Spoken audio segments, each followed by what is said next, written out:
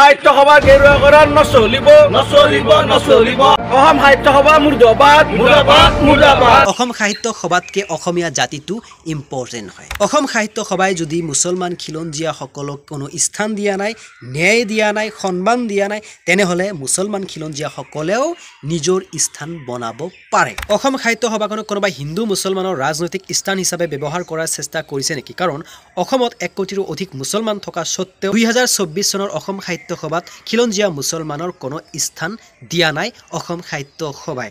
সাহিত্য সভাই নিজে কৰিলে নে অসম সাহিত্য সভাক কোনোবাই ইউজ কৰি আছে হিন্দু মুছলমানৰ ৰাজনীতি হিচাপে আজিৰ দিনৰ এয়া এক ডাঙৰ প্ৰশ্ন আৰু লগতে খিলঞ্জীয়া মুছলমান সকলে কি সিদ্ধান্ত ল'ব লাগে তাৰ বিষয়ে চিন্তা কৰাৰ প্ৰয়োজন আছে যেহেতু যি জেগাত নিজক সন্মান নিদিয়ে কোনোবাই সেই জেগাত থকাৰ প্ৰয়োজন আছে নে নাই সেই সিদ্ধান্ত ল'ব লাগিব আৰু যদি সেই জেগা আমাৰ নিজৰ আমাৰ প্ৰাপ্য অধিকাৰ আছে সেই জেগাত তেনেহলে আমি কেনে ধৰণে সেই জেগাত আমাৰ প্ৰাপ্য অধিকাৰ ল'ব পাৰি কাৰণ অসম সাহিত্য সভাখন এটা জাতিৰ লগত জড়িত যেটো নেকি অসমীয়া জাতি আৰু অসমীয়া জাতি কোনো এটা ধৰ্মক বাদ দি যি ধৰ্মৰ মানুহ অসমত আছে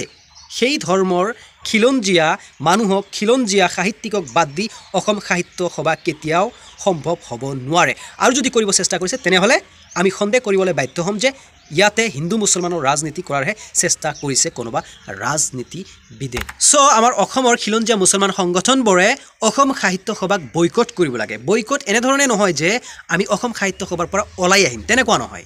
যি অসম সাহিত্য সভাই মুছলমান খিলঞ্জীয়া সাহিত্যিকক স্থান নিদিলে সেই সভাৰ যিটো কমিটি আছে যিবোৰ ব্যক্তি আছে সেইবোৰক বয়কট কৰি নতুনকে অসমৰ প্ৰাপ্যসকলক সেই সভাৰ সভাপতিত্ব কৰাৰ দায়িত্ব দিয়ক আৰু নতুনকে অসম সাহিত্য সভা পতাৰ চেষ্টা কৰক আৰু যদি হেয়া নহয় তাৰ বিকল্পভাৱে তাৰ পিছত দেখা যাব প্ৰথমতে আমি মতামত ল'ব লাগে আমি মুছলমান খিলঞ্জীয়া সকলেই মাত মাতি আছো নেকি যে আমাৰ প্ৰাপ্য অধিকাৰ আমি পোৱা নাই সাহিত্য সভাত মুছলমান খিলঞ্জীয়াৰ কোনো স্থান দিয়া নাই হেয়া আমাৰ মনত বেদনাদায়ক এটা অসম সাহিত্য সভাই মুছলমান খিলঞ্জীয়া সকলক দিয়া আঘাতটো আসলতে মুছলমানৰ বাহিৰে অন্যান্য ধৰ্মৰ মানুহবোৰে অন্যান্য জাতিৰ মানুহবোৰে অনুভৱ কৰিলে নাই কাৰণ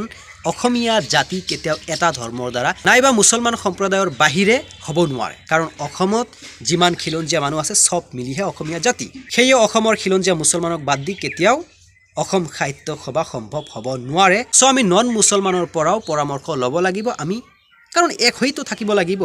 অসম সাহিত্য সভাৰ উদ্দেশ্য কি অসমীয়া জাতিৰ উদ্দেশ্য কি আমি ইউনাইট হৈ থকাৰ কাৰণেহে অসমীয়া জাতি সো আমি ইউনিটিৰ দ্বাৰা নন মুছলমানক লগত লৈ অন্যান্য জাতি ধৰ্মৰ মানুহ সবে মিলি যি সাহিত্য সভাই মুছলমান খিলঞ্জীয়াক বঞ্চিত কৰিলে প্ৰাপ্য অধিকাৰৰ পৰা সেই সাহিত্য সভাক বয়কট কৰিব লাগে ইউনিটি নষ্ট কৰাৰ উদ্দেশ্যে নহয় প্ৰকৃত ইউনিটি গঢ়াৰ উদ্দেশ্যে বয়কট কৰিব লাগে অসম সাহিত্য সভাক কাৰণ যদি ইউনিটি ভংগ হয় তেনেহলে যি ৰাজনৈতিক দলে নাইবা ৰাজনীতিবিদে চেষ্টা কৰিছে অসম সাহিত্য সভাক ৰাজনৈতিক স্থান হিচাপে তেখেতেই সাকসেস হ'ব এয়া আছিল ইউনিটিৰ কথা কিন্তু ইয়াৰ দ্বাৰাও যদি মাথু মুছলমানে নিজৰ প্ৰাপ্য অধিকাৰৰ কাৰণে গণতান্ত্ৰিকভাৱে চিঞৰি থাকে নন মুছলমানে যদি সহায় নকৰে কাৰণ মাথু মুছলমান সকলেই অসমীয়া নহয় নাইবা মুছলমানক বাদ দি অসমীয়া হ'ব নোৱাৰে তেনেকুৱাও নহয় আমি সকলোৱে মিলি অসমীয়া জাতি সো আমি সকলোৱে চিন্তা কৰিব লাগিব যে আসলতে মই আজি প্ৰাপ্য অধিকাৰ পাইছো ইয়াতে কোনোবাই ৰাজনীতি দলে মোক বেছিকৈ দিছে নেকি আৰু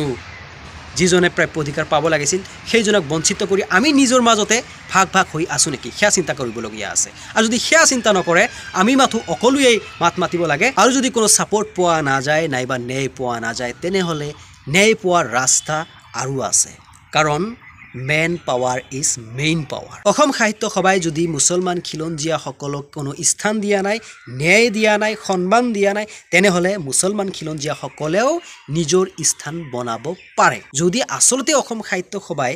কোনো আমাৰ ন্যায়ৰ পক্ষত কথা নকয় নাইবা অসমৰ অসমীয়া জাতিটোৱে খিলঞ্জীয়া মুছলমানৰ ন্যায়ৰ পক্ষত কথা নকয় ন্যায় নিদিয়ে অসম সাহিত্য সভাই খিলঞ্জীয়া মুছলমানক স্থান নিদিয়ে যেটো নেকি প্ৰাপ্য সেয়া মোৰ কথা নহয় হিষ্টৰীয়ে ক'ব অসমৰ বুদ্ধিজীৱী সমাজে ক'ব একদম শেষ পৰ্যন্ত যদি অসমৰ খিলঞ্জীয়া মুছলমানে স্থান নাপায় অসম সাহিত্য সভাত তেনেহ'লে